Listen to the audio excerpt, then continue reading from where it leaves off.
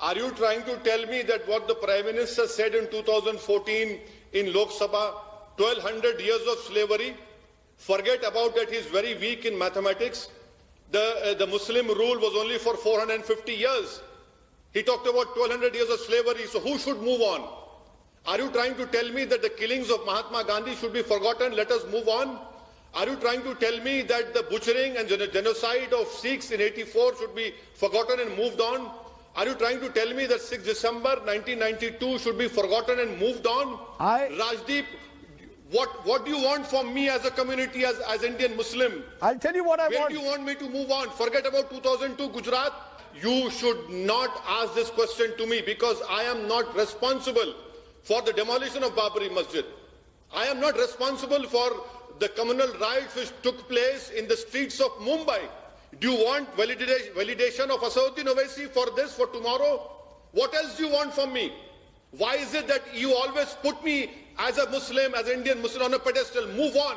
Where do you want me to move on? Rajdeep, I am in abyss. Where do you want me to move on? Please tell me. I cannot move on further. You, people like you, people who aspire to this Hindutva ideology, where do I move on? You have suffocated me. What happened to all those secular parties?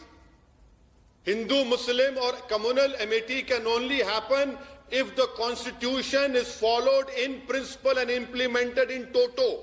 Simple. Forget about all these flowery statements by Rajdeep Sardesai. What happens on the ground is important. Where are these secular parties now? Why are they quiet now? From 2014 onwards, in the name of love jihad, in the name of cow protection, in the name of Citizenship Amendment Act, what do you want? Who's raising a voice? Lawyers, journalists, everyone has been put in prison. All the voices have been scuttled. People have been put in prison for only dissenting. And you tell me, move on. Where do I move on? Is there a space to move on, Rajdeep? Please tell me. There is no space to move on apart from fighting in a constitutional way, in a democratic way against this government, which is hell-bent on weakening the constitutional structure of this country.